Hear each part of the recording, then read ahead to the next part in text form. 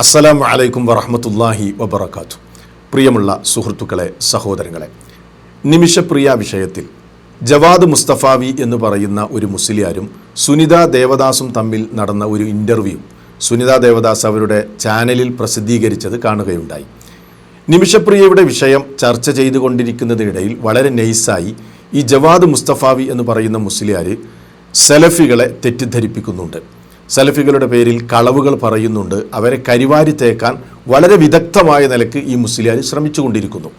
സുനിത ദേവദാസിനെ സംബന്ധിച്ചിടത്തോളം സലഫികളും സമസ്തക്കാരും തമ്മിലുള്ള അഭിപ്രായ വ്യത്യാസം വളരെ വിശദമായ നിലയ്ക്ക് ചിലപ്പോൾ അറിഞ്ഞുകൊള്ളണമെന്നില്ല. ഈ മുസ്ലിയാർ പറയുന്നത് സത്യമാണോ അല്ലയോ എന്നും ഒരുപക്ഷെ അറിയില്ലായിരിക്കാം. അപ്പം മാത്രമല്ല, അവരുടെ ചാനലിൽ ഇത് ധാരാളം ആളുകൾ കേൾക്കുന്നുണ്ടാവുകയും ചെയ്യും. അപ്പോൾ സലഫികളെ സംബന്ധിച്ച് ഒരു മുസ്ലിയാർ യാതൊരു ഉളുപ്പുമില്ലാതെ ഇങ്ങനെ ഒരു ചർച്ച നടക്കുന്നതിനിടയിൽ കളവുകൾ ഇങ്ങനെ പറയുമ്പോൾ അതിൻ്റെ യാഥാർത്ഥ്യം ജനങ്ങൾക്ക് ബോധ്യപ്പെടുത്തി കൊടുക്കേണ്ടത് സലഫികളുടെ ബാധ്യതയാണ് എന്ന് ഞാൻ മനസ്സിലാക്കുകയാണ്. അതുകൊണ്ട് തന്നെ ഈ മുസ്ലിയാർ പറഞ്ഞ കളവുകളെ ശരിയായ നിലയ്ക്ക് തന്നെ ഒന്ന് വിശകലനം ചെയ്യേണ്ടതുണ്ട്. വളരെ രസകരമായൊരു കാര്യം എന്താണെന്ന് ചോദിച്ചാൽ, ഞാൻ ആ ഇൻ്റർവ്യൂ ഇങ്ങനെ കണ്ടുകൊണ്ടിരിക്കുമ്പോൾ ഒരു 2 മിനിറ്റ് സംസാരം കേട്ടു ഈ മുസ്ലിയാരുടെ. ആ 2 മിനിറ്റ് സംസാരത്തിനിടയിൽ ഇയാൾ 4 കളവുകളാണ് പറയുന്നത്. സുബ്ഹാനല്ലാഹ്, ആലോചിച്ച് നോക്കൂ. അപ്പോൾ നമുക്കതൊന്ന് പരിശോധിക്കേണ്ടതുണ്ട്. അതുകൊണ്ട് ഈ മുസ്ലിയാർ പറഞ്ഞ ഓരോ കളവും നമുക്ക് വിശകലനം ചെയ്യാം. സുനിത ദേവദാസിനോടും എനിക്ക് പറയാനുള്ളത്, നിങ്ങൾക്കിതിൻ്റെ യാഥാർത്ഥ്യങ്ങൾ വളരെ ഡീറ്റെയിൽ ആയിട്ട് അറിഞ്ഞുകൊള്ളണമെന്നില്ല, ഞാൻ നേരത്തെ പറഞ്ഞതുപോലെ. അതുകൊണ്ട് നിങ്ങൾ കാര്യങ്ങൾ മനസ്സിലാക്കണം, പഠിക്കണം. അതുകൊണ്ട് കൃത്യമായ ഡാറ്റയുടെ അടിസ്ഥാനത്തിൽ ചില കാര്യങ്ങൾ പറയാൻ ഞാൻ ആഗ്രഹിക്കുകയാണ്. ഈ മുസ്ലിയാർ പറയട്ടെ. ഇതിലേറ്റവും പലപ്പോഴും മുസ്ലിം സംഘടനകൾക്കുള്ളിലുള്ള അനൈക്യത്തെ കുറിച്ച് പുറത്തുള്ള ആളുകൾക്ക് വലിയ ക്ലാരിറ്റി ഇല്ല. ഈ ഒരു പ്രശ്നം തുടങ്ങുന്നത് ഈ സുന്നി വിഭാഗങ്ങൾ അവര് വിശ്വാസികളല്ല എന്നുള്ളതാണ് ഈ സലഫികൾ പോലെയുള്ള അവാന്തര വിഭാഗങ്ങളുടെ കാഴ്ചപ്പാട്. അവര് മുശ്രിക്കാണ്, അഥവാ സത്യനിഷേധികളാണ്, അവര് മുസ്ലിം അല്ല എന്നുള്ളതാണ്. കേട്ടില്ലേ സഹോദരങ്ങളെ, ഈ മുസ്ലിയാർ പറഞ്ഞ ഒന്നാമത്തെ കളവാണിത്. എന്താ ഇയാൾ പറഞ്ഞത്? സമസ്തക്കാർ മുസ്ലിമീങ്ങളല്ല എന്ന നിലപാടാണ് സലഫികൾക്കുള്ളത് എന്നാണ്.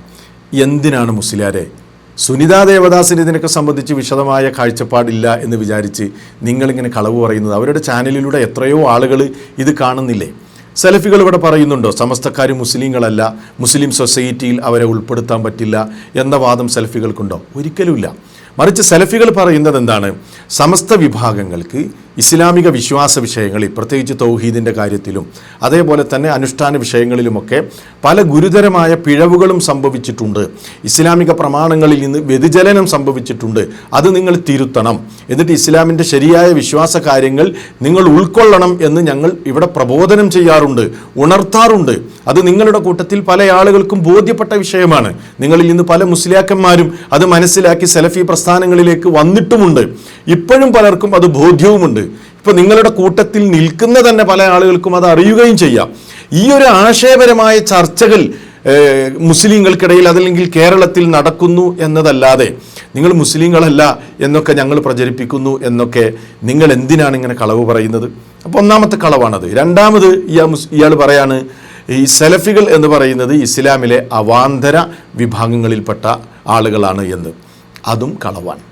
സത്യത്തിൽ ഈ ജവാദ് മുസ്തഫാവി എന്ന് പറയുന്ന മുസ്ലിയാരും അയാൾ പ്രതിനിധാനം ചെയ്യുന്ന സമസ്ത വിഭാഗങ്ങളുമാണ് ഇസ്ലാമിലെ അവാന്തര വിഭാഗങ്ങൾ എന്ന് എനിക്ക് പറയേണ്ടി വരും. ഇത് ഞാൻ കേവലം ഉന്നയിക്കുന്ന ഒരാരോപണമല്ല, മറിച്ച് ഞാനതിന് കൃത്യമായ നിലക്ക് തെളിവുകൾ പറയാം. അപ്പോൾ സുനിത ദേവദാസിനും അത് കൃത്യമായ നിലക്ക് മനസ്സിലാവും. എന്തുകൊണ്ടാണ് ഞാനത് പറയാൻ കാരണം? മഹാനായ പ്രവാചകൻ സല്ലല്ലാഹു അലൈഹി വസല്ലം, അതായത് മുഹമ്മദ് നബി സല്ലല്ലാഹു അലൈഹി വസല്ലമും അവിടുത്തെ അനുചരന്മാരുമൊക്കെ വിശ്വസിക്കാത്ത, അതല്ലെങ്കിൽ അവരുടെ ചര്യയ്ക്ക് വിരുദ്ധമായ, ഇസ്ലാമിക പൈതൃകത്തിനും പാരമ്പര്യത്തിനും എതിരായ വിരുദ്ധമായ പല വിശ്വാസ കാര്യങ്ങളും ആചാരങ്ങളുമൊക്കെ ഇസ്ലാമിലേക്ക് കൊണ്ടുവന്നത് ഈ ജവാദ് മുസ്തഫാവിയും അദ്ദേഹത്തിൻ്റെ സംഘടനക്കാരുമാണ്. നിഷേധിക്കാൻ കഴിയുമോ? ഞാൻ വളരെ ലളിതമായ 2 ഉദാഹരണങ്ങൾ എൻ്റെ സംസാരം കേൾക്കുന്ന മുസ്ലിങ്ങൾക്കും അമുസ്ലിമീങ്ങൾക്കുമൊക്കെ വളരെ ലളിതമായി മനസ്സിലാക്കാൻ കഴിയുന്ന 2 ഉദാഹരണങ്ങൾ ഞാൻ പറയാം. ഒന്നാമത്തെ ഉദാഹരണം, ഇസ്ലാമിക വിശ്വാസപ്രകാരം ഈ ലോകം നിയന്ത്രിക്കുന്നത് അള്ളാഹു സുബ്ഹാനഹു വ തആല, അതായത് അള്ളാഹു പ്രപഞ്ച സൃഷ്ടാവ് മാത്രമാണ് എന്നാണ് ഇസ്ലാമിക വിശ്വാസം പഠിപ്പിക്കുന്നത്. അതിൽ വേറെ ഒരാൾക്കും ആ അധികാരം നൽകിയിട്ടില്ല. മുഹമ്മദ് നബി സല്ലല്ലാഹു അലൈഹി വസല്ലമക്ക് പോലും ഈ ലോകം നിയന്ത്രിക്കാനുള്ള അധികാരം അള്ളാഹു നൽകിയിട്ടില്ല. അങ്ങനെ ആർക്കെങ്കിലും നൽകുകയായിരുന്നെങ്കിൽ മുഹമ്മദ് നബിക്ക് നൽകുമായിരുന്നു, അദ്ദേഹത്തിന് ശേഷമുള്ള ഖലീഫമാർക്ക് നൽകുമായിരുന്നു. പക്ഷേ ഈ ലോകം നിയന്ത്രിക്കുക എന്നത് ഒരാളെയും ഏൽപ്പിച്ചിട്ടില്ല. മുഹമ്മദ് നബി സല്ലല്ലാഹു അലൈഹി വസല്ലം അങ്ങനെ വിശ്വസിച്ചിട്ടില്ല, അങ്ങനെ പരിചയപ്പെടുത്തിയിട്ടില്ല. അവിടുത്തെ അനുചരന്മാരും അങ്ങനെ പറഞ്ഞു തന്നിട്ടില്ല, ഈ ലോകം നിയന്ത്രിക്കാൻ ചില ആളുകളെ അള്ളാഹു ഏൽപ്പിച്ചിട്ടുണ്ട് എന്ന് പറഞ്ഞു തന്നിട്ടില്ല. അപ്പോൾ ഇത് ഇസ്ലാമിക വിശ്വാസത്തിനും അതേപോലെ തന്നെ പൈതൃകത്തിനും പാരമ്പര്യത്തിനും ഒക്കെ എതിരായൊരു വിശ്വാസമാണ് ഈ ലോകം വേറൊരാൾ നിയന്ത്രിക്കുന്നു എന്ന് പറയുന്നത്. എന്നാൽ ഈ ജവാദ് മുസ്തഫാവിയും പ്രത്യേകിച്ച് AP വിഭാഗം സമസ്തക്കാരുമൊക്കെ ഇവിടെ വിശ്വസിക്കുന്നതും പ്രചരിപ്പിക്കുന്നതും എന്താണ്? കോഴിക്കോട് ജില്ലയിലെ മടവൂർ എന്ന ഗ്രാമത്തിൽ കുറച്ച് വർഷങ്ങൾക്ക് മുമ്പ് ജനിച്ച് മരണപ്പെട്ടു പോയ CM മടവൂർ എന്ന് പറയുന്ന വ്യക്തി, അദ്ദേഹത്തിന് പിൽക്കാലഘട്ടത്തിൽ ബുദ്ധിക്ക് തകരാറ് സംഭവിച്ചിട്ടുണ്ട്. ആ വ്യക്തിയാണ്, അദ്ദേഹം പല കാര്യങ്ങളും അങ്ങനെ ബുദ്ധിക്ക് തകരാറ് സംഭവിച്ച് സ്വാഭാവികമായിട്ടും അങ്ങനെ പറഞ്ഞിട്ടുണ്ട്. ആ ഒരു വ്യക്തിയാണ് ഈ ലോകം നിയന്ത്രിച്ചു കൊണ്ടിരിക്കുന്നത് എന്ന് പച്ചക്ക് പ്രസംഗിക്കുന്ന ആളുകളാണ് ഈ മുസ്ലിയാരും ഈ മുസ്ലിയാർ പ്രതിനിധാനം ചെയ്യുന്ന ആളുകളും. ഈ CM മടവൂർ ശരിക്കും ജനിക്കുന്നത് തന്നെ 1929 ജനിക്കുന്നത്. അങ്ങനെ ഈ CM മടവൂരാണ് ലോകം മൊത്തം നിയന്ത്രിക്കുന്നത് എന്ന് നിരന്തരമായി പ്രസംഗിച്ചു കൊണ്ടിരിക്കുന്ന ആളുകളാണ് ഇവരുടെ കൂട്ടത്തിലെ വലിയ മുസ്ലിയാക്കന്മാരും ചെറിയ മുസ്ലിയാക്കന്മാരും. ഈ മണ്ടത്തരം ഇത് ഇസ്ലാം ഒരിക്കലും അംഗീകരിക്കാത്ത കാര്യമാണ്. ഇത് ഞാൻ പറയുന്നത് കൃത്യമാണ്. ഇപ്പോൾ സുനിത ദേവദാസിന് വേണമെങ്കിൽ ഗൂഗിളിൽ അതല്ലെങ്കിൽ യൂട്യൂബിൽ സെർച്ച് ചെയ്താൽ നിങ്ങൾക്ക് തന്നെ ഇവർ സംസാരിക്കുന്ന ഇഷ്ടം പോലെയുള്ള സംസാരങ്ങൾ കേൾക്കാൻ പറ്റും. അപ്പോൾ നിങ്ങൾ ആലോചിച്ച് നോക്കൂ, ഇസ്ലാമിൽ നിന്ന് വ്യതിചലിച്ചു പോയത്, ഇസ്ലാമിൻ്റെ പ്രധാനപ്പെട്ട വിശ്വാസത്തിൽ നിന്ന് വ്യതിചലിച്ചു പോയത് ആരാണ് അവാന്തര വിഭാഗം? ഒന്നാമത്തെ ഉദാഹരണം. ഇനി രണ്ടാമത്തെ ഒരു ഉദാഹരണവും കൂടെ ഞാൻ പറയാം.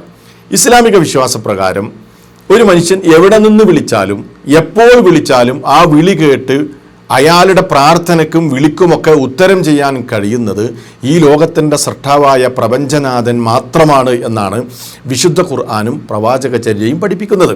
മുഹമ്മദ് നബി സല്ലല്ലാഹു അലൈഹി വസല്ലമയും അനുചരന്മാരും പഠിപ്പിച്ചത്.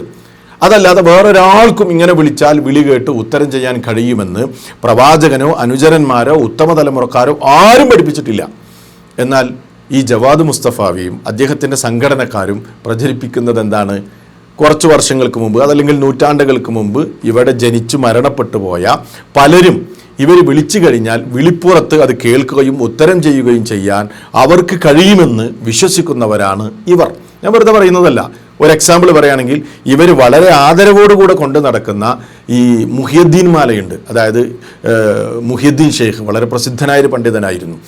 അദ്ദേഹം പറഞ്ഞു എന്ന് പറഞ്ഞുകൊണ്ട് അദ്ദേഹത്തിൻ്റെ പേരിൽ പിൽക്കാലഘട്ടത്തിൽ ആരോ കെട്ടിയുണ്ടാക്കിയ മാലപ്പാട്ട് ഈ മുഹിയുദ്ദീൻ മാലയിൽ തന്നെ കാണാൻ കഴിയും. വല്ല നീലത്തിന്നും എന്നെ വിളിപ്പോർക്ക് വായ്കൂടാതുത്തീരം നൽകും ഞാനെന്നവർ എന്ന് പറഞ്ഞാൽ എവിടെ നിന്ന് എന്നെ വിളിച്ചാലും വായ അടക്കുന്നതിന് മുമ്പ് ഞാൻ ഉത്തരം നൽകുമെന്ന് മുഹിയുദ്ദീൻ ഷെയ്ഖ് പറഞ്ഞു എന്ന്, അതുകൊണ്ട് അദ്ദേഹത്തെ അങ്ങനെ വിളിക്കാമെന്ന് ഇവിടെ അടിസ്ഥാന വിശ്വാസമായി പ്രചരിപ്പിക്കുന്നത് ആരാണ്? ഈ ജവാദ് മുസ്തഫാവി അദ്ദേഹത്തിൻ്റെ ആളുകളാണ്. എന്നിട്ട് ചാനലിൽ ഇരുന്നിട്ട് മൂപ്പര് പറയാണ് സലഫികൾ അവാന്തര വിഭാഗങ്ങളാണ്, അവർ ഞങ്ങൾ മുസ്ലിമീങ്ങളാണ് എന്ന് പോലും അംഗീകരിക്കുന്നില്ല എന്ന്. ഇപ്പോൾ നിങ്ങൾക്ക് മനസ്സിലായിട്ടുണ്ടാവും. ഇതേപോലെ ഒരുപാട് എക്സാമ്പിളുകൾ എനിക്ക് പറയാൻ കഴിയും. സലഫികൾ ഇങ്ങനെയുള്ള ഒരു തെറ്റായ വിശ്വാസങ്ങളും ഖുർആനിനും സുന്നത്തിനും എതിരായത് ഉൾക്കൊള്ളുന്നില്ല. അതുകൊണ്ട് സലഫികളെ അവാന്തര വിഭാഗമായി പരിചയപ്പെടുത്തി ഞെളിഞ്ഞിരിക്കേണ്ട ആവശ്യമില്ല എന്ന് ജവാദ് മുസ്തഫാവിയോട് പറയണം. അപ്പോൾ നിങ്ങളാണ് അടിസ്ഥാനപരമായും കർമ്മപരമായും ഇസ്ലാമിക പാരമ്പര്യത്തിനും പൈതൃകത്തിനും എതിരായ കാര്യങ്ങൾ ചെയ്യുകയും ഇസ്ലാമിക വിശ്വാസങ്ങളിൽ നിന്ന് വ്യതിചലിക്കുകയും ചെയ്തിട്ടുള്ളത്. അതുകൊണ്ട് ഞങ്ങൾ എന്താണ് ഇവിടെ ചെയ്യുന്നത്? നിങ്ങളൊന്നും മുസ്ലിങ്ങളല്ല എന്ന പ്രചാരണമല്ല ഞങ്ങൾ നടത്തുന്നത്.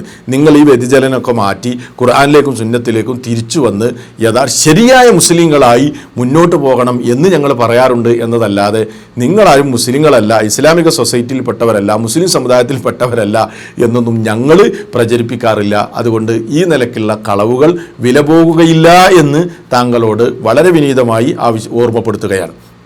ഇനി അദ്ദേഹം പറയുന്ന രണ്ടാമത്തെ കളവ് നമുക്കൊന്ന് കേൾക്കാം. ഇവരുമായിട്ടുള്ള ഐക്യ ചർച്ചകളിൽ ഈ സമസ്ത വിഭാഗം, അതായത് സുന്നികൾ സലഫികൾക്ക് മുജാഹിദ് സംഘടനകൾക്ക് അയച്ചൊരു കത്തുണ്ട്. ഞങ്ങളെ മുസ്ലിങ്ങളായിട്ട് പരിഗണിക്കുമോ? അപ്പോഴാണല്ലോ മുസ്ലിം ഐക്യം എന്നുള്ള നിലക്ക് നമുക്ക് ഒരുമിച്ചിരിക്കാനും ചർച്ചകൾ നടത്താനും സാധിക്കുക. അങ്ങനെ സമസ്തക്കാര് മുജാഹിദ് സംഘടന ഓഫീസിലേക്ക് ഒരു കത്ത് അയച്ചു, ഞങ്ങൾ മുസ്ലിമായി പരിഗണിക്കുമോ എന്ന് ചോദിച്ചിട്ട്. അപ്പൊ അതിന് ഇതുവരെ അവർ മറുപടി കൊടുത്തിട്ടില്ല. അപ്പൊ അതുകൊണ്ടാണ് അവർക്ക് പലപ്പോഴും ഈ മുസ്ലിം ഐക്യം എന്നുള്ള നിലക്കുള്ള ഇടപെടലുകൾ സാധ്യമല്ലാത്തത്. ഇത് എപ്പോഴാണ് ഈ കത്ത്? ഏത് കാലത്ത് അയച്ചതാ? കുറച്ച് മുമ്പാണ്, ഒരു 10-20 വർഷം മുമ്പുള്ള ഒരു സംഭവമാണ്. കേട്ടല്ലോ കളവ് നമ്പർ 2, കത്തിൻ്റെ വിഷയം. സത്യത്തിൽ ഈ മുസ്ലിയാർ പറഞ്ഞതുപോലെയല്ല യാഥാർത്ഥ്യങ്ങൾ. കത്ത് ആദ്യം അയച്ചത് സമസ്തക്കാരല്ല, മറിച്ച് ആദ്യം കത്തയക്കുന്നത് സലഫികളാണ്. സുനിത ദേവദാസ് ചോദിച്ചല്ലോ എന്നാണ് ഇപ്പോൾ ഈ കത്തൊക്കെ അയക്കുന്നത് എന്ന്. 1979 ഈ കത്തിൻ്റെ വിഷയം ഉണ്ടാകുന്നത്. ആരാണ് ആദ്യം കത്തയച്ചത്? സലഫികൾ സമസ്ത വിഭാഗത്തിനാണ് ആദ്യം കത്തയക്കുന്നത്. എന്താണ് കത്തിൻ്റെ മാറ്റർ? അന്ന് മുസ്ലിമീങ്ങളുടെ പൊതുവായ വിഷയം ചർച്ച ചെയ്യുന്ന ഒരു വേദിയുണ്ടായിരുന്നു. അതിന് മുസ്ലിം ഐക്യവേദി എന്നായിരുന്നു പറഞ്ഞിരുന്നത്. അപ്പോൾ ഈ മുസ്ലിം ഐക്യവേദിയിൽ നിന്ന് നിങ്ങൾ വിട്ടു നിൽക്കരുത് സമസ്തക്കാരെ. അതായത് മുസ്ലിമീങ്ങളുടെ പൊതു പ്രശ്നങ്ങൾ, സുനിത ദേവദാസ് പങ്കുവച്ച ഒരു ആശങ്കയുണ്ടല്ലോ, മുസ്ലിമീങ്ങൾക്കെതിരിൽ പൊതുവായ ഈ നിലക്കുള്ള കുറേ നരേറ്റീവുകൾ രൂപപ്പെടുന്ന ഈ കാലഘട്ടത്തിൽ അപ്പോൾ സത്യത്തിൽ ഒന്നിച്ചു നിൽക്കേണ്ട ഒരു കാലമാണല്ലോ എന്ന് നിങ്ങൾ പറഞ്ഞല്ലോ. അത് തീർച്ചയായും കണക്കിലെടുത്തുകൊണ്ട് വർഷങ്ങൾക്ക് മുമ്പ് തന്നെ ഈ ഒരു വിഷയത്തിൽ സലഫികൾ വളരെ ഉത്സാഹം കാണിക്കുകയും അതിനെക്കുറിച്ച് ബോധവാന്മാരായിരുന്നു. അതുകൊണ്ട് 1979 തന്നെ സമസ്തക്കാർക്ക് കത്തയച്ചു. മുസ്ലിം ഐക്യവേദിയിലേക്ക് നിങ്ങളുടെ പ്രതിനിധികളെ അയച്ചുകൊണ്ട് മുസ്ലിമീങ്ങളുടെ പൊതു പ്രശ്നങ്ങളിൽ നിങ്ങളും കൂടി ഇടപെടുകയും അങ്ങനെ ഐക്യപ്പെട്ടു പോകുകയും ചെയ്യണമെന്നുള്ള കത്തയക്കുന്നത് ആദ്യമായി അയക്കുന്നത് ആരാണ്? സലഫികളാണ്. സുനിത ദേവദാസ് ശരിക്കും മനസ്സിലാക്കി ഈ മുസ്ലിയാരൊക്കെ ഇതാണ് ഞങ്ങൾ വരെ വിശ്വാസത്തിലെടുക്കാത്തത്, ഇവർ പറയുന്നത് കളവായിരിക്കും. മനസ്സിലായോ? അങ്ങനെ ആ കത്ത് അയച്ചപ്പോൾ ശരിക്കും എന്താണ് ഇവർ ചെയ്യേണ്ടത്? ആദർശ വിഷയങ്ങൾ വേറെ, അത് വേറെ ചർച്ച ചെയ്യാം. പക്ഷേ മുസ്ലിമീങ്ങൾക്ക് പൊതുവായി ഉണ്ടാകുന്ന പ്രശ്നങ്ങളിൽ ഒന്നിച്ചുകൂടെ, ഐക്യപ്പെട്ടുകൂടെ? അപ്പോൾ അതിന് ശരിക്കും അവർക്ക് പോസിറ്റീവായ ഒരു മറുപടി തരാമായിരുന്നു. പക്ഷേ ഇവർ ചെയ്തത് എന്താണെന്നറിയോ? അവർ അതിന് ആദർശ വിഷയങ്ങളിൽ കൂട്ടിക്കുഴച്ചുകൊണ്ട് ഞങ്ങളെക്കുറിച്ച് നിങ്ങൾ അത് പറയുന്നില്ലേ, ഇത് പറയുന്നില്ലേ, അതൊക്കെ നിങ്ങൾ തിരുത്തി മാറ്റി പറയണം, എന്നെങ്കിലേ ഞങ്ങൾക്കിതിൽ സഹകരിക്കാൻ പറ്റൂ എന്ന് പറഞ്ഞ് മുടന്തൻ ന്യായങ്ങൾ പറഞ്ഞുകൊണ്ട് ഇതിന് കൃത്യമായ മറുപടി തരാതെ ബ്ലോക്ക് ചെയ്യുകയായിരുന്നു. കത്തയച്ചുകൊണ്ട് തന്നെ ഇതിന് ബ്ലോക്ക് ചെയ്യുകയായിരുന്നു. ഇതാണ് ഉണ്ടായത്. എന്നാൽ സത്യത്തിൽ പിന്നീട് സംഭവിച്ചത് എന്താണെന്നറിയോ? മുസ്ലിമീങ്ങൾക്ക് പൊതുവായി ഉണ്ടായ പ്രശ്നങ്ങളിൽ പ്രത്യേകിച്ച് ശരീഅത്ത് വിവാദമൊക്കെ ഉണ്ടായി. ആ കാലഘട്ടത്തിലൊക്കെ മുസ്ലിമീങ്ങൾ ഒന്നിച്ചു നിന്നതുകൊണ്ടാണ് അതിനെ വിജയിപ്പിച്ചെടുക്കാൻ സാധിച്ചത്. പക്ഷേ ആ ഒരു കാലഘട്ടത്തിൽ പോലും ഇവരിപ്പോൾ ഈ ഐക്യത്തിൻ്റെയും മാനവികതയുടെയും ഒക്കെ വർത്തമാനം പറയുന്നുണ്ടല്ലോ. ശരീഅത്ത് വിവാദത്തിൽ നിന്ന് പോലും വിട്ടുനിൽക്കുകയായിരുന്നു ഈ ജവാദ് മുസ്തഫാവിയും അദ്ദേഹത്തിൻ്റെ സംഘടനക്കാരും ചെയ്തത്, അതല്ലെങ്കിൽ കാന്തപുരം വിഭാഗം ചെയ്തത് എന്ന് പറയാതിരിക്കാൻ നിർവാഹമില്ല. ഇത് ഞാൻ പറയുന്നതല്ല, ഞാൻ നിങ്ങൾക്ക് കൃത്യമായി വായിച്ച് കേൾപ്പിച്ചു തരാം. ഞാൻ പറഞ്ഞില്ലേ ഡാറ്റയുടെ അടിസ്ഥാനത്തിലാണ് നമ്മളിത് സംസാരിക്കുന്നത് എന്ന്. ഞാൻ വായിച്ച് കേൾപ്പിക്കുന്നത് 1989 ജനുവരി മാസത്തിലെ ചന്ദ്രിക, ജനുവരി മാസം 9 തിങ്കളാഴ്ചയിലെ ചന്ദ്രികയിൽ ഞങ്ങൾ എഴുതിയതല്ല, മറിച്ച് EK അബൂബക്കർ മുസ്ലിയാർ, ഇവരുടെ ആശയധാരയിൽപ്പെട്ട EK അബൂബക്കർ മുസ്ലിയാർ തന്നെ എഴുതുന്നത് നമുക്ക് കാണാം. നിങ്ങൾക്കത് കാണാം, ഞാൻ വായിക്കാം. ഇസ്ലാമിനോട് 1% സ്നേഹമുള്ളവർ കക്ഷിഭേദം മറന്ന് ഒന്നായി പോരാടിയതാണ് ശരീഅത്ത് പ്രശ്നത്തിൽ മുസ്ലിങ്ങൾക്കുണ്ടായ വിജയത്തിന് നിദാനം. അന്ന് ഭിന്നതകൾ മറന്ന് യോജിച്ചില്ലായിരുന്നുവെങ്കിൽ ഭയങ്കര ആപത്ത് സംഭവിക്കുമായിരുന്നു. ഇസ്ലാമിക അടിസ്ഥാനത്തിൽ ജീവിക്കാൻ ഇന്ത്യൻ ഭരണഘടന നൽകിയ അവകാശം പോലും നഷ്ടപ്പെടുമായിരുന്നു. മുസ്ലിം വിരുദ്ധ ശക്തികളെല്ലാം ശരീഅത്തിന്റെ നാശത്തിനായി ഒത്തുകൂടി. EM ശങ്കര നമ്പൂതിരിപ്പാടായിരുന്നു മുൻനിരയിൽ. വിവാദങ്ങളുടെ തിരികൊളത്തി ആളിപ്പടർന്ന ശേഷം ശരീഅത്തിനെ പറ്റി തനിക്കൊന്നും അറിയില്ലെന്ന് പ്രസ്താവനയിറക്കി അദ്ദേഹം മുങ്ങി. ഇനി അടിവരയിടണം. നമ്പൂതിരിപ്പാടിൻ്റെ പിറകെ മറ്റൊരു പാട് പൊന്തി വന്നു. കാന്തപുരം പാട് ആയിരുന്നു അത്. ശരീഅത്ത് പ്രശ്നത്തിൽ മറ്റുള്ള മുസ്ലിം നേതാക്കളും സംഘടനകളുമായി സഹകരിക്കാൻ സുന്നിക്ക് പറ്റില്ല എന്നായിരുന്നു കാരന്തൂർ പാടിൻ്റെ വെളിപാട്. സുന്നത്ത് ജമാഅത്തിനോടുള്ള പ്രേമമായിരുന്നില്ല അതിന്, അന്നു തന്നെ പലർക്കും അറിയാമായിരുന്നു. അപ്പോൾ നോക്കൂ നിങ്ങൾ, ശരീഅത്ത് വിവാദത്തിൽ മുസ്ലിം സംഘടനകളുമായി ഒരിക്കലും സഹകരിക്കാൻ പാടില്ല എന്ന് അന്ന് വാദിക്കുകയും അന്ന് മുസ്ലിം ഐക്യത്തിന് തുരങ്കം വെക്കുകയും ചെയ്തവരായിരുന്നു ഈ ജവാദ് മുസ്തഫാവിയും അദ്ദേഹത്തിൻ്റെ സംഘടനക്കാരും. എന്നിട്ട് ചാനലിൽ ഇങ്ങനെ ഇരുന്നിട്ട് നെളിഞ്ഞിരുന്നിട്ട് ഇതൊന്നും മറ്റുള്ളവർക്ക് പുറത്തുള്ളവർക്ക് അറിയില്ല എന്ന് വിചാരിച്ചിട്ട് തട്ടി വിടുകയാണ് മുസ്ലിയാർ. എന്നിട്ട് പിന്നെ എന്താ സംഭവിച്ചത്? കാലം പിന്നെയും കഴിഞ്ഞുപോയി. ഇവർക്ക് ഇവരുടെ നിലപാട് മാറ്റേണ്ടി വന്നു. അന്ന് സലഫികൾ അയച്ച കത്ത് ഇവർ പല ന്യായങ്ങൾ പറഞ്ഞ് തള്ളിയെങ്കിൽ പിന്നീട് അതേ സലഫികളുടെ ആവശ്യം യാതൊരു ഉപാധിയുമില്ലാതെ അംഗീകരിക്കേണ്ടിടത്തേക്ക് സമസ്ത, അതായത് AP വിഭാഗം എത്തി എന്നത് കാലം തെളിയിച്ചതാണ്. ഞാൻ വെറുതെ പറയുന്നതല്ല. നിങ്ങൾ ഈ കാണുന്നത് 2008 സെപ്റ്റംബർ 17 ബുധൻ മനോരമ പത്രമാണ്. ഇതിൽ നോക്കൂ, സമുദായ ഐക്യ സന്ദേശവുമായി ഇഫ്താർ വിരുന്ന്. ഇത് ഞാൻ വായിക്കാം. എന്നാ നോക്കൂ, സമുദായ ഐക്യം പ്രസംഗങ്ങളിൽ ഒതുക്കാതെ പ്രവൃത്തിയിൽ പൂർണ്ണമാക്കാൻ ആഹ്വാനം നൽകി വിവിധ മുസ്ലിം സംഘടനകൾ പുണ്യ റമളാൻ നോമ്പുതുറയിൽ ഒത്തുചേർന്നു. സമുദായ സംഘടനകൾ പരസ്പരം പോരടിക്കേണ്ട സമയമല്ലത്. രാജ്യത്തെ പ്രത്യേക സാഹചര്യം മനസ്സിലാക്കി ഒന്നിച്ചു പ്രവർത്തിക്കാൻ എല്ലാവരും തയ്യാറാകണമെന്ന് യോഗാധ്യക്ഷൻ മുസ്ലിം ലീഗ് സംസ്ഥാന പ്രസിഡന്റ് പാണക്കാട് സയ്യിദ് മുഹമ്മദ് അലി ശിഹാബ് തങ്ങൾ പറഞ്ഞു.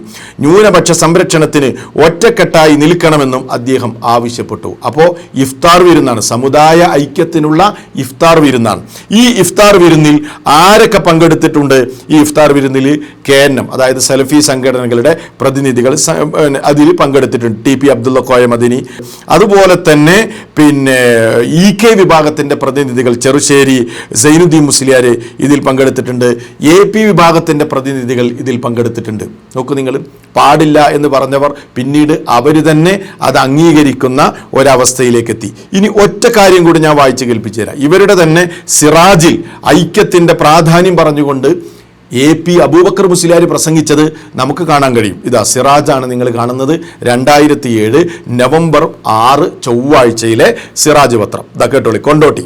രാജ്യത്ത് എക്കാലത്തും സൗഹൃദാന്തരീക്ഷം നിലനിൽക്കണമെന്ന് അഖിലേന്ത്യാ Sunni Jamiyyathul Ulama general secretary Kanthapuram AP Aboobacker Musliyar പറഞ്ഞു. ഐക്യം നിലനിൽക്കണമെന്നാ പറയുന്നത്. മാത്രമല്ല, കരിപ്പൂരിൽ ഹജ്ജ് ഹൗസ് ഉദ്ഘാടന ചടങ്ങിൽ ആശംസ പ്രസംഗം നടത്തുകയായിരുന്നു അദ്ദേഹം. ഹജ്ജ് മുസ്ലിങ്ങൾക്ക് മാത്രമുള്ളതാണ്. പണ്ഡിതനും പാമരനും പാവപ്പെട്ടവനും സമ്പന്നനും തുല്യനിലയിൽ കാണപ്പെടുന്നു എന്നതാണ് ഹജ്ജിന്റെ ഏറ്റവും വലിയ സവിശേഷത. അന്യ സമുദായത്തിൽപ്പെട്ട ആളുകളുമായി സൗഹൃദ ജീവിതം നയിക്കണമെന്നും ഹജ്ജ് ഉദ്ഘോഷിക്കുന്നു. ഇതിന് വ്യക്തമായ ഉദാഹരണമാണ് ഹജ്ജ് ഹൗസിന്റെ കാര്യത്തിൽ കക്ഷി രാഷ്ട്രീയ ജാതി മതഭേദമന്യേ എല്ലാവരും സഹകരിച്ചു പ്രവർത്തിക്കുന്നത്. ഈ ഉദ്ഘാടന ചടങ്ങിൽ പാർട്ടി നോക്കാതെ എല്ലാവരും പങ്കെടുത്തത് മുസ്ലിം ഐക്യത്തിന്റെ പ്രകടനമാണ് എന്ന് കാന്തപുരം പറഞ്ഞു. എങ്ങനെയുണ്ട്? മുസ്ലിം സംഘടനകളുമായി സഹകരിക്കാൻ പാടില്ല എന്ന് വാശി പിടിച്ചിരുന്ന കാന്തപുരവും അനുയായികളും പിന്നീട് മുസ്ലിം ഐക്യത്തിന്റെ മഹത്വം പ്രസംഗിക്കുന്നതാണ് പിന്നീട് കാലം തെളിയിച്ചത്. സുനിത ദേവദാസ് മനസ്സിലാക്കണം. അപ്പോൾ ഇതാണ് ഈ കത്തിന്റെ അവസ്ഥ. മനസ്സിലായല്ലോ? ഇനി ഇയാൾ മൂന്നാമത്തെ കളവ് പറയട്ടെ, നമുക്ക് കേൾക്കാം. ഇപ്പോ ഒരു മുജാഹിദ് ബാലുശ്ശേരി എന്ന് പറയുന്ന ഒരാൾ പ്രസംഗം ഉണ്ടായിരുന്നു. സുന്നി മദ്രസയിൽ പോകുന്ന ആളുകളുടെ കഴുത്തിനരിച്ച് കൊല്ലണം എന്നൊക്കെ പറഞ്ഞിട്ടുണ്ട്. അപ്പൊ ഇവര് മുസ്ലിങ്ങളല്ല, ഇവര് വിശ്വാസികളല്ല എന്നാണ് ഒരു തീവ്ര ഇസ്ലാമിസ്റ്റുകളുടെ സലഫികളുടെ ഒക്കെ നിലപാട്. കേട്ടില്ലേ സുഹൃത്തുക്കളെ? എന്താ പറഞ്ഞത്? സുന്നി മദ്രസയിൽ പഠിക്കുന്ന വിദ്യാർത്ഥികളുടെ കഴുത്ത് ഞെരിച്ചു കൊല്ലണമെന്ന് മുജാഹിദ് ബാലുശ്ശേരി പ്രസംഗിക്കുന്നു. അപ്പോൾ ഇതൊക്കെ ശരിക്കും സുനിത ദേവദാസ് ഒക്കെ കേൾക്കുമ്പോൾ, അതല്ലെങ്കിൽ അവരുടെ ചാനലിൽ ഇത് പലരും കേൾക്കുമ്പോൾ വിചാരിക്കും, ഓ ഇത്ര ഭീകരരാണോ ഇവർ എന്നല്ലേ തെറ്റിദ്ധരിക്കുക. എന്തിനാണ് മുസ്ലിയാരെ ഈ വേലയൊക്കെ നിങ്ങൾ ചെയ്യുന്നത്? നിങ്ങൾ ഈ വേഷമണിഞ്ഞ് ഇസ്ലാമിനെ പ്രതിനിധാനം ചെയ്യുന്ന ആളുകളല്ലേ. നിങ്ങൾ എന്തിനാണ് ഈ കളവുകൾ പറയുന്നത്? ഇതുകൊണ്ട് നിങ്ങൾക്ക് എന്ത് നേടാനാണ്? എത്ര ബാലിശമാണ് മുസ്ലിയാരെ നിങ്ങൾ പറഞ്ഞത്. സത്യത്തിൽ എന്താണ് സുനിത ദേവദാസ് മനസ്സിലാക്കണം. 10 വർഷങ്ങൾക്ക് മുമ്പ് മുജാഹിദ് ബാലുശ്ശേരി പ്രസംഗിച്ച ഒരു പ്രസംഗം, 10 വർഷങ്ങൾക്ക് മുമ്പ് 2.5 മണിക്കൂർ ദൈർഘ്യമുള്ള ഒരു പ്രഭാഷണം. ആ പ്രഭാഷണത്തിൻ്റെ 20 സെക്കൻഡിൽ താഴെ വരുന്ന ഭാഗം മുറിച്ചെടുത്തുകൊണ്ടാണ്, അതല്ലെങ്കിൽ ആ ഭാഗം മാത്രം എടുത്തുകൊണ്ടാണ് ഇയാളടക്കമുള്ള സർവ്വ മുസ്ലിയാക്കന്മാരും ഈ കളവുകൾ വർഷങ്ങളായി കേരളത്തിൽ പ്രചരിപ്പിച്ചു കൊണ്ടിരിക്കുന്നത്. സത്യത്തിൽ അങ്ങനെ മുജാഹിദ് ബാലുശ്ശേരി പറഞ്ഞിട്ടുണ്ടോ? ഇല്ല. അദ്ദേഹത്തിൻ്റെ പ്രസംഗം അത് ശരിക്ക് കേട്ടാൽ മനസ്സിലാകുന്ന കാര്യമുള്ളൂ. ഇത് ഇങ്ങനെ ഒരു പ്രചാരണം ഇവർ നടത്തിയപ്പോൾ അതിൻ്റെ വസ്തുത എന്താണെന്ന് മുജാഹിദ് ബാലുശ്ശേരി തന്നെ അതിൻ്റെ കൃത്യമായ വിശദീകരണം നൽകിയിട്ടുണ്ട്. നമുക്ക് ആദ്യം അതൊന്ന് കേൾക്കാം. അത് കേട്ടതിന് ശേഷം പിന്നെ വിശദീകരിക്കേണ്ട ആവശ്യം ഉണ്ടാവില്ല. അതൊന്ന് കേൾക്കാം, എന്നിട്ട് നമുക്ക് ബാക്കി പറയാം. എന്താണ് അതിൻ്റെ സംഭവം? നമുക്കെല്ലാവർക്കും അറിയാവുന്ന വളാഞ്ചേരി എന്ന് പറയുന്ന സ്ഥലത്തിനടുത്ത് അത്തിപ്പറ്റ എന്ന് പറയുന്ന ഒരു സ്ഥലത്ത് ഞാൻ പ്രസംഗിച്ചു. ആ പ്രസംഗത്തിൽ സുന്നികൾ സ്റ്റേജ് കയ്യേറി എന്നെ കൊല്ലാനാണ് വന്നത്. എൻ്റെ ഉടുമുണ്ടൊരിഞ്ഞു, അതുപോലെയുള്ള പണികളൊക്കെ അവർ ചെയ്തു. ആ സന്ദർഭത്തിൽ ഒരു മുസ്ലിയാരെ പോലീസ് പിടിച്ചു. ഒരു മുസ്ലിയാരായിരുന്നു നേതൃത്വം നൽകിയിരുന്നത്. ആ മുസ്ലിയാർ പുത്തനത്താണിയിലെ 10ാം ക്ലാസ് വരെയുള്ള സുന്നി മദ്രസയിലെ സദർ മുദരീസാണ്. ജീപ്പിൽ കയറി വളാഞ്ചേരിയിലെ പോലീസ് സ്റ്റേഷനിൽ എത്തുന്നതിന് മുമ്പ് ഞാൻ എൻ്റെ ജീവിതത്തിൽ കേൾക്കാത്ത തെറി ഈ മുസ്ലിയാർ പോലീസുകാരനോടും SI-നോടും ഡേസിൻ്റെ മോനെ എന്ന് കൂട്ടി ഇങ്ങനെ പറയും. എനിക്ക് ജീവിതത്തിൽ ഇങ്ങനെ ഒരു മാനസികമായ പ്രയാസം ഒരു കാലത്തും നേരിട്ടിട്ടില്ല. എൻ്റെ മനസ്സ് വളരെ അസ്വസ്ഥമായിരുന്നു. അങ്ങനെ നിങ്ങൾക്ക് ഇന്നും വളാഞ്ചേരിയിൽ ചെന്ന് വളാഞ്ചേരി പോലീസ് സ്റ്റേഷനിൽ എൻ്റെ പേരും എഴുതി അഡ്രസ്സ് എഴുതി വെച്ചിട്ടുണ്ട്. ഈ മുസ്ലിയാരെ പേര് എഴുതി അഡ്രസ്സ് വെച്ചിട്ടുണ്ട്. ഞങ്ങൾ രണ്ടുപേരെ അവിടെ ചെന്നു. പോലീസുകാരെ അനവധി തവണ പറഞ്ഞു മിണ്ടാതിരിക്കുക, സംസാരിക്കല്ലേ. അപ്പോൾ ഇയാൾ പറഞ്ഞൊരു വാചകം, ഞങ്ങളുടെ നേതാവിൻ്റെ മഹത്വം കൊണ്ടാണ് ഞങ്ങൾ അധികാരത്തിലേറിയത്, ഞങ്ങൾ വിചാരിച്ചിട്ട് ഞങ്ങൾ അധികാരത്തിൽ ഭരിക്കുന്നത് എന്ന് വരെ ഇയാൾ പറഞ്ഞു. ആ സന്ദർഭത്തിൽ ഇയാളോട് പോലീസുകാരൻ ചോദിക്കണം, ഡീറ്റെയിൽ എഴുതാൻ വേണ്ടി ചോദിച്ചപ്പോൾ അദ്ദേഹം പറഞ്ഞു, ഞാൻ പുത്തനത്താണിയിലെ മദ്രസയിൽ 10ാം ക്ലാസ് വരെ പഠിപ്പിക്കുന്ന സദറാണ്. ഈ സന്ദർഭത്തിൽ ഞാൻ ആ മുസ്ലിയാരോട് പറഞ്ഞു, അങ്ങനെയാണോ? എന്നാൽ നിങ്ങൾ 10ാം ക്ലാസ് വരെ പഠിക്കുന്ന കുട്ടികളുണ്ടല്ലോ, അവരെ കാര്യം കഷ്ടമാണ്, അവരെ കാര്യം കഷ്ടമാണ്. ഒരുപാട് തോന്നിവാസം പഠിപ്പിച്ച് അത് ആവർത്തിച്ച് ചൊല്ലി പോലീസ് ഡിപ്പാർട്ട്മെൻറ്റിലെ നേതാക്കന്മാരോട് വരെ പച്ച തോന്നിയാസം പറഞ്ഞ് സംസാരിച്ച നിങ്ങളെ സംബന്ധിച്ചിടത്തോളം നിങ്ങൾ പഠിപ്പിക്കുന്ന കുട്ടികളുടെ അവസ്ഥ എന്തായിരിക്കും? ആ സന്ദർഭത്തിന് ശേഷം അതിൻ്റെ തൊട്ടടുത്ത് നടന്ന ഒരു പരിപാടിയിൽ, ഒരു പ്രോഗ്രാമിൽ, അതുപോലെ തന്നെ കാസർഗോഡ് നടന്നൊരു പ്രോഗ്രാമിലും മുസ്ലിം സമൂഹത്തിൻ്റെ അൽ ഉലമാഉ ശർറു മൻ തഹ്ത അദീമിസ് സമാ എന്ന പ്രവാചക തിരുമേനിയുടെ വചനമനുസരിച്ച് വിശദീകരിച്ചപ്പോൾ ഞാൻ പറഞ്ഞു, എൻ്റെ പ്രിയപ്പെട്ട സുന്നി സഹോദരങ്ങളെ, ആ വാചകം ഇങ്ങനെയാണ്, എൻ്റെ പ്രിയപ്പെട്ട സുന്നി സഹോദരങ്ങളെ, നിങ്ങളുടെ കുട്ടികൾ ഈ പുത്തനത്താണിയിൽ പ്രത്യേകിച്ച് ഞാൻ പറഞ്ഞു, അയാൾ പഠിപ്പിക്കുന്ന, ആ മുസ്ലിയാർ പഠിപ്പിക്കുന്ന മദ്രസയിൽ നിങ്ങൾ നിങ്ങളെ കുട്ടികളെ പഠിപ്പിക്കുന്നതിനേക്കാൾ നല്ലത് ചട്ടമ്പികളും തോന്നിവാസികളും തമ്മാടികളുമായി ഒരു സമൂഹത്തെ അയാൾ വളർത്തെടുക്കും. കാരണം അയാളിൽ നിന്നുണ്ടായ പ്രകടനം അതാണ്. എനിക്ക് നന്നായി വിഷമമുണ്ടായി. ഈ സ്വഭാവം മുസ്ലിം സമൂഹത്തെ ഇത്തരത്തിലെ ആളുകളുടെ മുമ്പിൽ അപമാനിക്കുന്ന പെരുമാറ്റം ഒരു പണ്ഡിതൻ്റെ ഭാഗത്തുണ്ടായപ്പോൾ ഞാൻ അവരോട് പറഞ്ഞു, ജനങ്ങളെ, ആ മദ്രസയിൽ നിങ്ങൾ കുട്ടികളെ പഠിപ്പിച്ചാൽ ഈ ജാതി സ്വഭാവമുള്ള കുട്ടികളാ വരിക, നിങ്ങളുടെ മക്കൾ നരകത്തിൻ്റെ അവകാശികളായി തീരും, നിങ്ങളുടെ മക്കൾ നാട്ടിൽ യാതൊരു സമാധാനവും ഇല്ലാത്തവരായി തീരും. അതുകൊണ്ട് ഹളർ അലൈഹിസ്സലാം ഒരു കുഞ്ഞിൻ്റെ കഴുത്തുമുരണ്ടി കൊന്ന സംഭവം പറയുന്നുണ്ട് ഇസ്ലാമിൽ. അവിടെ എന്തായിരുന്നു അതിൻ്റെ വിശദാംശം?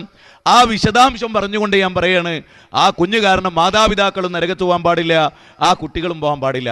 അതുകൊണ്ട് പ്രിയപ്പെട്ട സുന്നി സഹോദരങ്ങളെ, നിങ്ങൾ നിങ്ങളുടെ മക്കളെ സ്നേഹിക്കുന്നുവെങ്കിൽ അവരെ നിങ്ങളുടെ കൈകൊണ്ട് മുരുണ്ടിക്കൊല്ലലാണ് നിങ്ങൾക്ക് നല്ലത്, ഇയാൾ പഠിപ്പിക്കുന്നതിനേക്കാൾ എന്ന് ഞാൻ വിശദീകരിക്കുകയുണ്ടായി. ആ വിശദീകരണത്തിൻ്റെ എല്ലാ വശങ്ങളും കേട്ടാൽ സുന്നി മദ്രസ പഠിക്കുന്ന കുട്ടികളെ കഴുത്തു മുരണമെന്നല്ല പറഞ്ഞത്. കേട്ടില്ലേ? വളരെ വ്യക്തമല്ലേ എന്താണ് വിഷയം? ഇവരുടെ മദ്രസയിൽ പഠിപ്പിക്കുന്ന ഒരു പ്രധാന അധ്യാപകൻ സദറുൽ മുദരിസ് എന്നാണ് പറയാം. ആ സദറുൽ മുദരിസ് നിയമപാലകരോട് വളരെ മോശമായി പെരുമാറുന്നു, ചീത്ത വിളിക്കുന്നു, അസഭ്യം പറയുന്നു. ഇങ്ങനെയുള്ളൊരു സിറ്റുവേഷൻ.